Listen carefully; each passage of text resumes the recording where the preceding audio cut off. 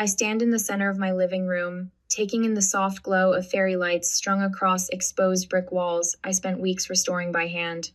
The banner I crafted from vintage wallpaper scraps catches the light. Happy birthday, Mira. Friends and family mill about, their laughter mingling with the clink of glasses and the warmth of celebration. 4 years of backbreaking renovation work transformed this space from a deteriorating shell into my dream home. Every detail, from the restored crown molding to the hand-stained hardwood floors, carries a piece of my soul. Even Nathan, my usually stoic brother, had whistled in appreciation when he first saw the finished product. A sharp knock at the door cuts through the festivities.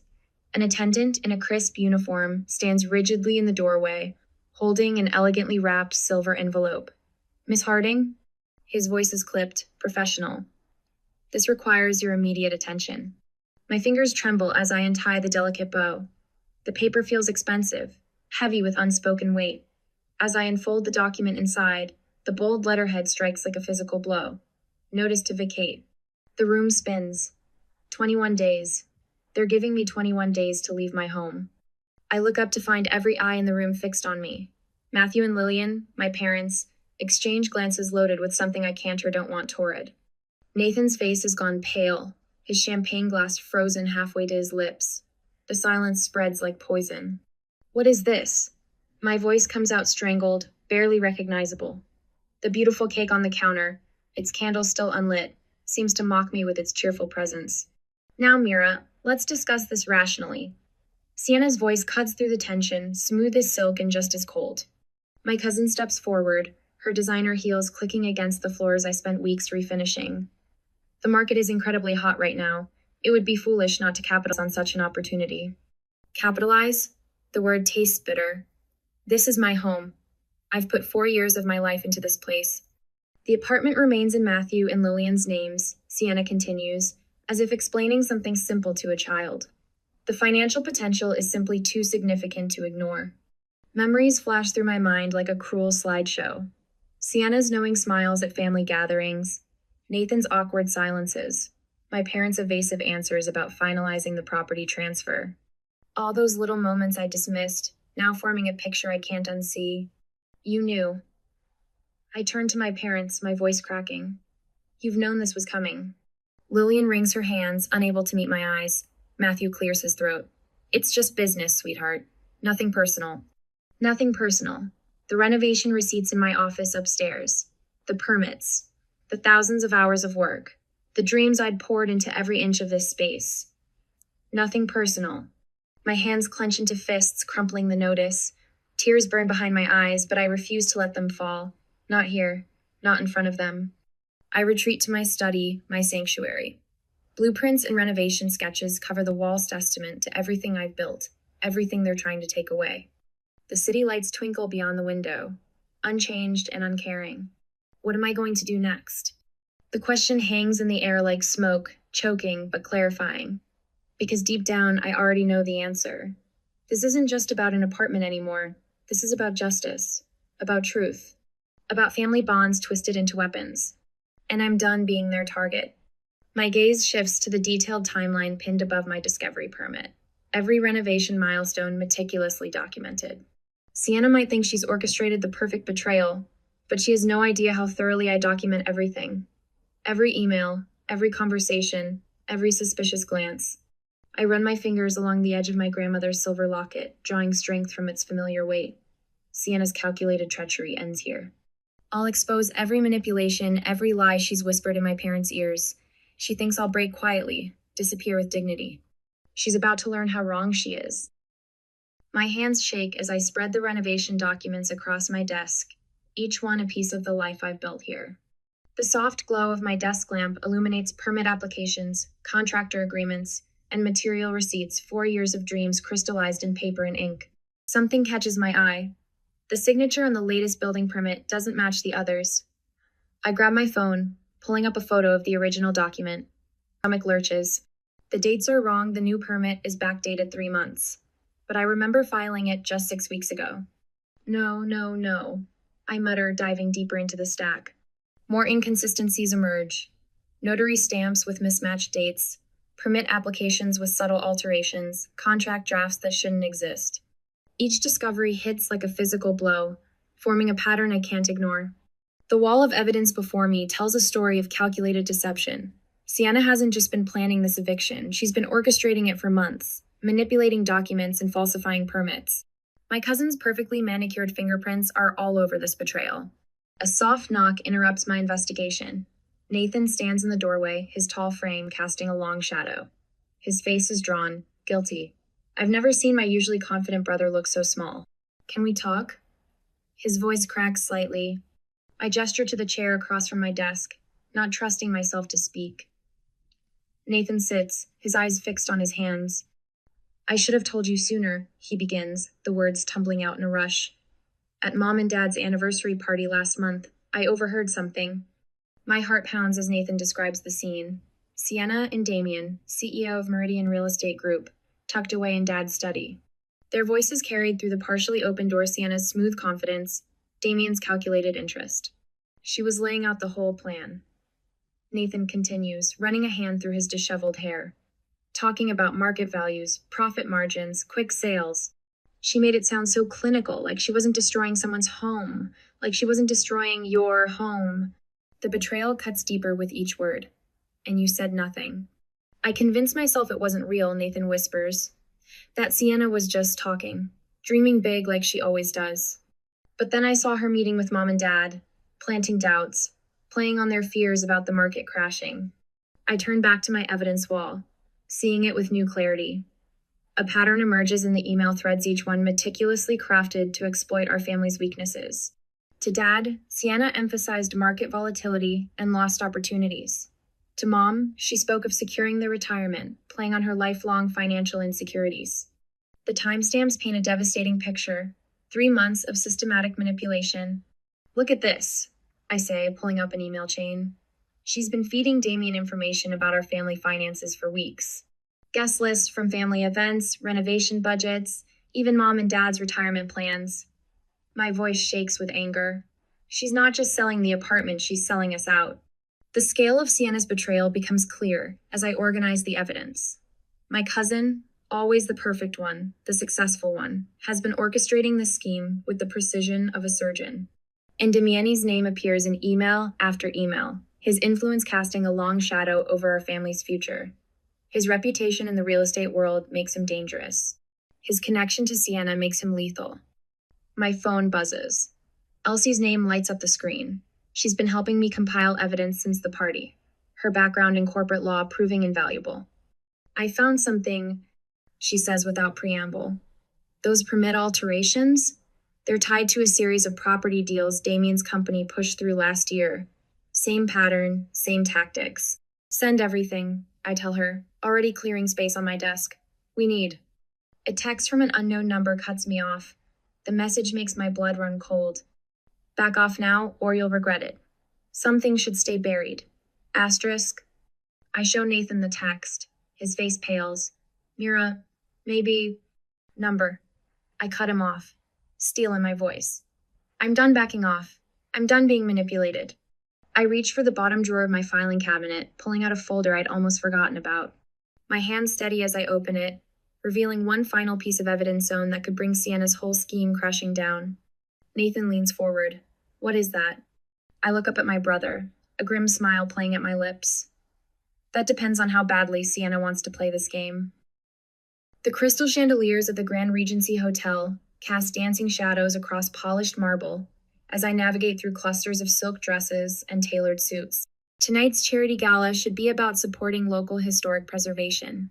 Instead, my phone buzzes incessantly with notifications as Sienna's carefully crafted lies spread like wildfire across social media. I slip away from the crowd, my heels clicking against the floor, as I make my way to the private lounge.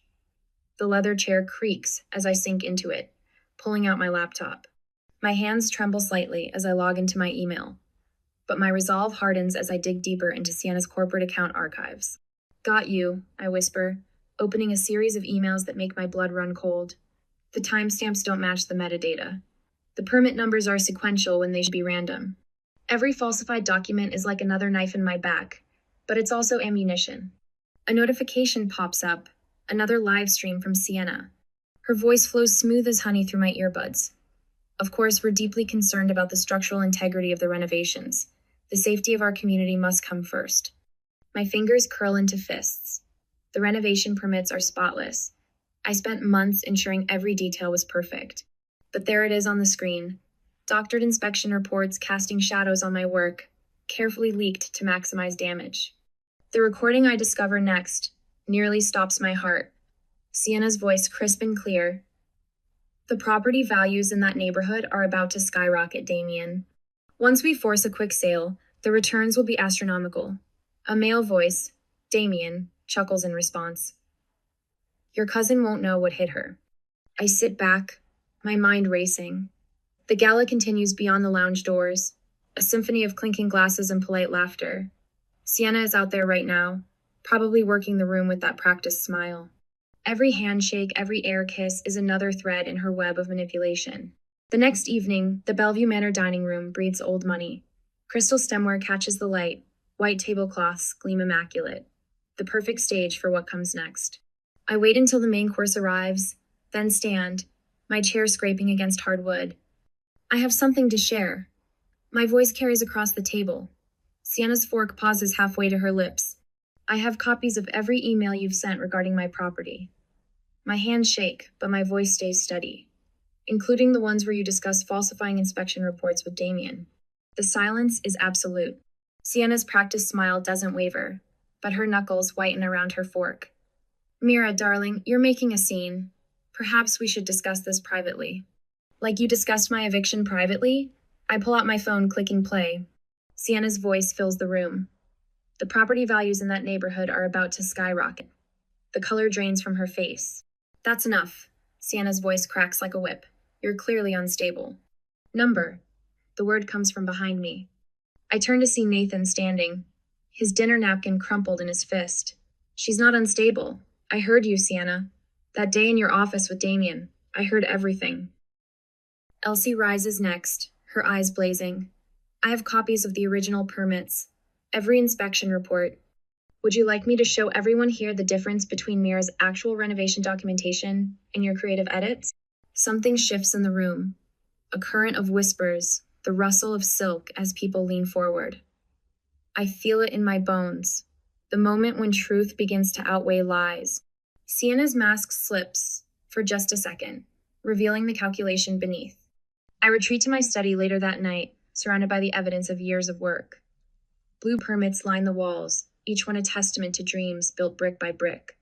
The city sparkles beyond my window. My city, my home, my truth. I reach for my grandmother's locket, its silver warm against my palm. The weight of it grounds me as I begin methodically organizing the evidence. Each document goes into a color-coded folder, each digital file uploaded to secure cloud storage. My attorney Jonathan's business card sits on my desk, his reputation for handling fraud cases exactly what I need. My phone buzzes, a message from Samantha Clark, the journalist who's been following the local real estate market for years. Another from Gregory Holt, the community board president. Allies gathering, drawn to the scent of corruption exposed. The last piece falls into place when Uncle Robert calls. His voice is heavy with guilt. Sienna's been working on this for months, Mira. We should have seen it sooner. Should have said something. I hang up and stare at the final file on my desktop. The recording I haven't shared yet, the one that captures Sienna and Damien in an unguarded moment, spelling out their entire scheme. My secret weapon, waiting for the perfect moment. Tomorrow is the town hall meeting. Tomorrow, everything changes. The question isn't whether I'm ready. The question is, are they? The town hall buzzes with tension. Every seat is filled. Residents, investors, reporters clutching notepads. Camera phones point toward the podium like accusing fingers. The utilitarian space is a far cry from Sienna's carefully curated galas, but power feels different here. Raw, real. My laptop connects to the projector with a soft click. The screen behind me illuminates, blank and waiting. In my pocket, the flash drive feels heavy with truth. Thank you all for coming. My voice carries across the room, steady despite the pounding of my heart. I'm here to share some information about the proposed development deal for Highland Avenue. Sienna shifts in her seat in the third row, her designer suit stark against the metal folding chairs. Damien sits beside her, his usual smooth confidence showing hairline cracks. I pull up the first document. These are the original renovation permits. My fingers move to open the video file, the recording that will shatter their carefully constructed lies. The screen flickers, goes black. Murmurs ripple through the crowd. Someone coughs. I feel sweat trickle down my spine as I click frantically, trying to restore the connection. Technical difficulties? Sienna's voice drips with fake sympathy. Perhaps we should move on to the number. I straighten my shoulders, meeting her gaze directly. We're going to see this through. Every last second of it. The truth doesn't need perfect timing. It just needs to be heard. The screen flickers back to life. The Rosewood banquet hall glitters with false promises. Crystal chandeliers cast rainbow prisms across the champagne flutes and designer dresses of Silicon Valley's elite. My heels sink into thick carpet as I make my way through the crowd, each step measured, deliberate. This engagement party Sienna and Damien's crowning achievement is about to become their undoing. I catch my reflection in a gilded mirror, structured black blazer, hair swept into an elegant chignon, grandmother's silver locket gleaming at my throat. My hands don't shake as I pull out my phone and send the signal to Elsie. 3 quick taps. Showtime. The projector screen descends silently behind the stage where Sienna stands delivering her speech, her voice dripping with practiced charm. Damien and I are so blessed to have such wonderful family and friends. Her words fade as the first document appears on screen. My original renovation permits, dated and notarized, followed by her forged versions. The differences are stark, damning. Murmurs ripple through the crowd. Sienna's voice falters as she spots the projection. Her champagne glass trembles, catching the light like a crystallized warning. I say, my voice carrying across the sudden hush, we should discuss the real estate deal you've been orchestrating. I step onto the stage, each click of my heels against hardwood a punctuation mark. Specifically, how you forged documents to steal my home. Sienna's perfectly lined lips part in shock. Mira, this is hardly the time. Actually, it's exactly the time.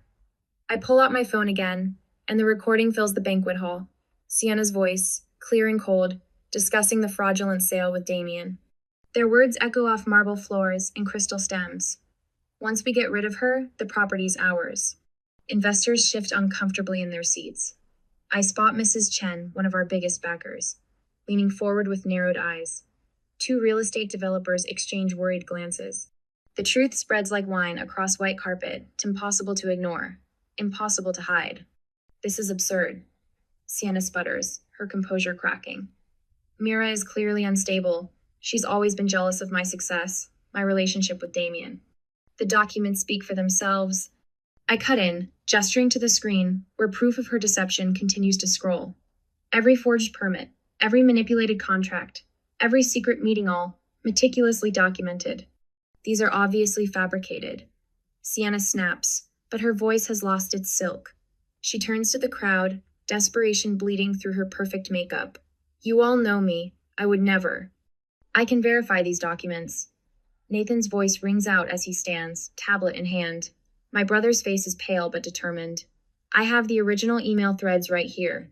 Elsie steps forward next, her own evidence ready. I have the notary's sworn statement confirming these signatures were forged. The room erupts in whispers. Damien, I notice, has gone very still, his knuckles white around his champagne flute. The grand romance of the evening sours as reality sets in. Their perfect facade is crumbling, one exposed lie at a time. Sienna makes one last attempt to salvage her reputation.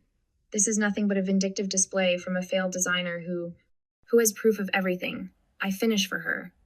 I pull out a final folder slim, elegant, devastating, including evidence of something much bigger than a simple property grab. The folder's contents spill across the projection screen, documents linking Sienna and Damien to a wider web of real estate fraud, each connection more damning than the last. The silence that follows is absolute. Even the crystal chandeliers seem to hold their breath. The question isn't just about one stolen home anymore, is it? I ask, my voice carrying to every corner of the suddenly airless room. It's about how deep this deception really goes, and who else might be involved. I lock eyes with the assembled investors, the influential family members, the real estate moguls who came to celebrate love, but found fraud instead. Their faces reflect varying degrees of shock, anger, and dawning realization. Some already have their phones out, no doubt calling their lawyers. In the end, it's Mrs. Chen who breaks the silence. I believe, she says, rising from her seat with elegant dignity, we all need to reevaluate our business relationships. Her words fall like a judge's gavel in the stunned quiet. I step back from the microphone, my part done. The evidence speaks for itself now, spreading through the crowd like wildfire.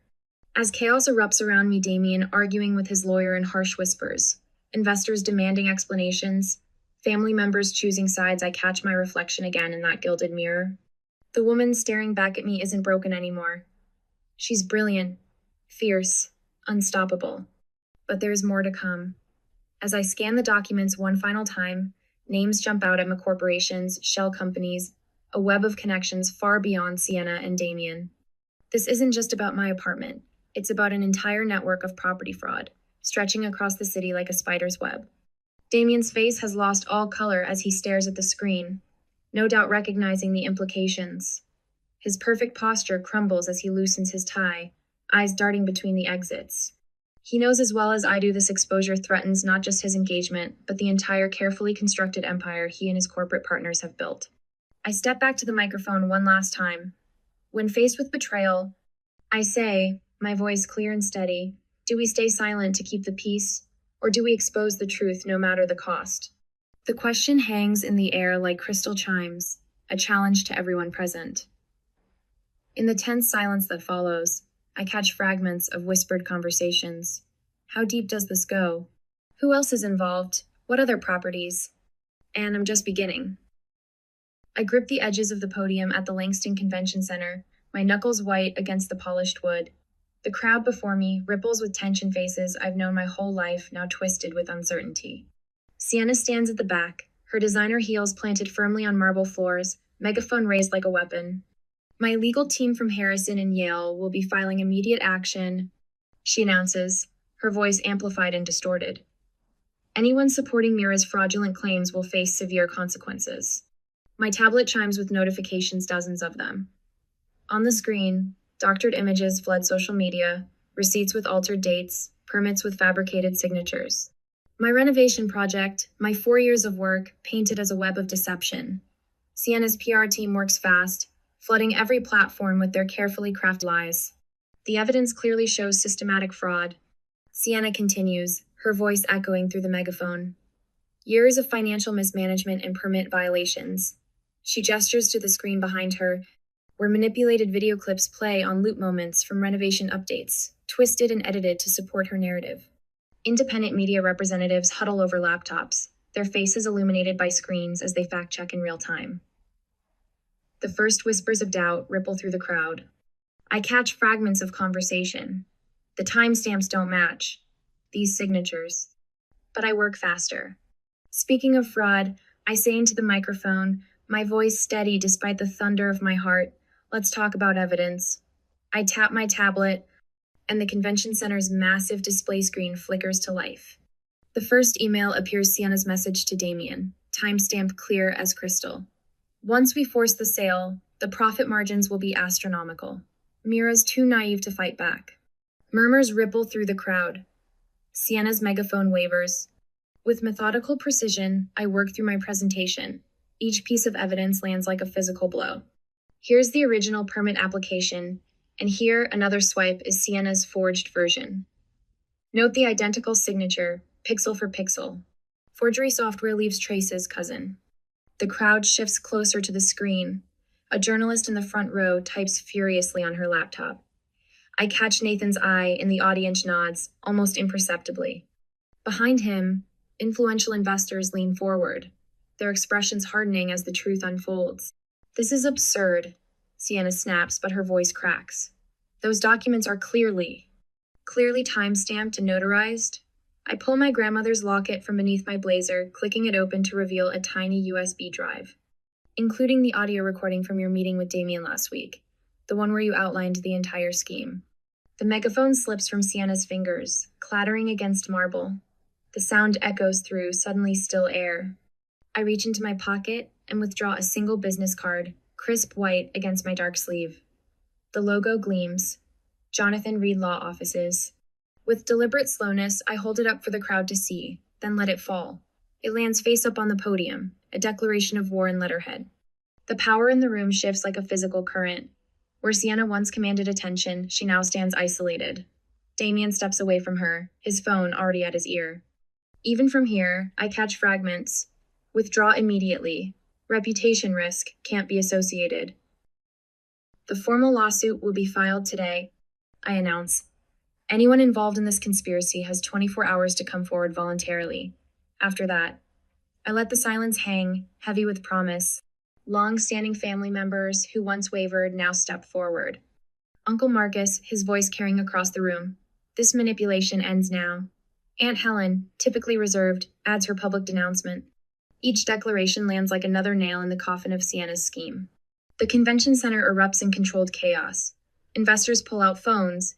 Family members cluster in urgent discussion. But I keep my eyes on Sienna as her carefully constructed world crumbles.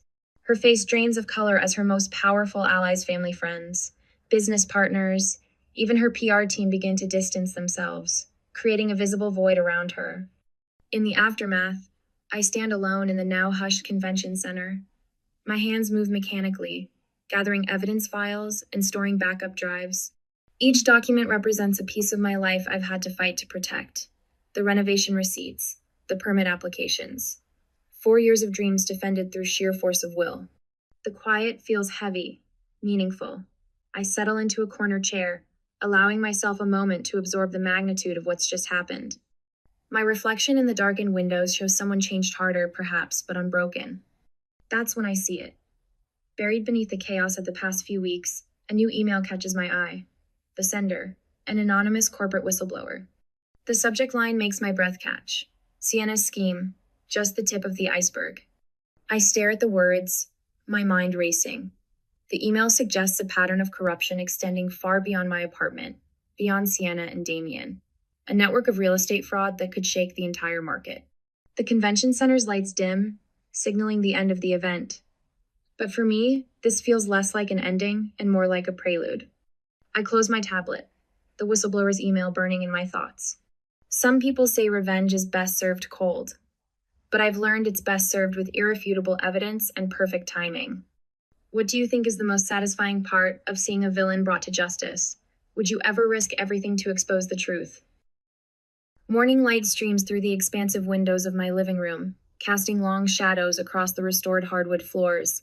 I pause in the center of the space, letting my fingers trail along the smooth grain of wood I'd spent countless weekends sanding and staining. Each board tells a story not just of renovation, but of reclamation. The soft glow catches the brass handles of my grandmother's antique sideboard, now proudly displayed against the exposed brick wall I'd painstakingly restored. My reflection fragments across its polished surface, a woman transformed, standing taller, eyes bright with hard-won wisdom. I move to adjust a frame on the wall, a photograph from that fateful night at Langston Convention Center. Sienna's engagement party. The night everything changed. In the image, crystal chandeliers cast fractured light across shocked faces as I stood at the podium, evidence in hand. The memory still bites, but the pain has mellowed into something else. Something stronger. Nathan appears in the doorway, his presence a quiet comfort rather than the source of tension it once was. Coffee's ready, he says, holding out a steaming mug. The easy gesture speaks volumes about how far we've come. He takes in the photograph, his expression thoughtful. Sometimes I still can't believe how it all played out. Neither can I.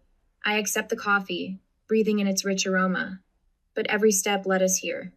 The doorbell chimes, and I welcome my guests, the ones who stood by me when everything fell apart. Elsie arrives first, her warm embrace as fierce as ever. Jordan follows, his shoulders still tight with the weight of his own workplace betrayal. Others filter in, friends, family members who chose truth over manipulation, allies who helped expose the corruption that had poisoned my family for so long. We gather in the dining area, where laughter and genuine conversation have replaced the hollow pleasantries of the past. Soft jazz plays from the vintage record player, another restoration project that proved more rewarding than expected. The music mingles with the clinking of glasses and honest conversation, creating a symphony of healing. I find Jordan by the window, his gaze distant. How are you holding up? I ask, recognizing the look of someone wrestling with betrayal's bitter taste. Some days are harder than others, he admits. The legal team says we have a strong case, but he trails off, fingers tapping nervously against his glass. But you're worried about the personal cost, I finish. The sleepless nights, the constant second-guessing. I lean against the windowsill, choosing my words carefully. When Sienna first orchestrated my eviction, I thought I'd never trust anyone again. But here's what I learned. Exposing the truth doesn't just protect you, it protects everyone they might have hurt next. Jordan's shoulders relaxed slightly. How did you stay so focused? Keep fighting when it felt impossible. I documented everything. I explain. Every conversation, every email, every suspicious glance. Build your case like you're constructing a house solid foundation first. Then add each piece with purpose. And most importantly, I meet his eyes. Remember, you're not alone. The gathering continues into early evening, but eventually I find myself alone on the balcony. The sun breaks over the horizon, painting the sky in shades of promise. Below, the city awakens, unaware that its skyline now represents something different, to me not a reminder of what I almost lost, but a testament to what I've gained. I pull out my tablet, fingers flying across the screen as I refine my latest project, a community initiative to protect others from similar exploitation. The program will offer legal resources, documentation strategies, and most importantly, a network of support for those facing institutional betrayal. The sunrise bathes my face in warmth as memories flash through my mind. The day I received the eviction notice, the night I discovered Sienna's manipulation, the moment I finally exposed the truth to everyone at her engagement party. Each memory strengthens my resolve. This apartment, once a battlefield of family loyalty versus justice, now serves as command central for something bigger than myself. I lean against the railing, feeling the solid metal beneath my palms. The city stretches before me, full of stories waiting to be rewritten, wrongs waiting to be righted. My own story has shifted from victim to victor, but it's not the end. It's a beginning of sunrise breaking through the longest night, illuminating the path forward for others who might follow. This is my new purpose, my true renovation project. And this time, I'm building something that can never be taken away. How do you think overcoming betrayal can change a person's life? Share your thoughts and any similar experiences in the comments below.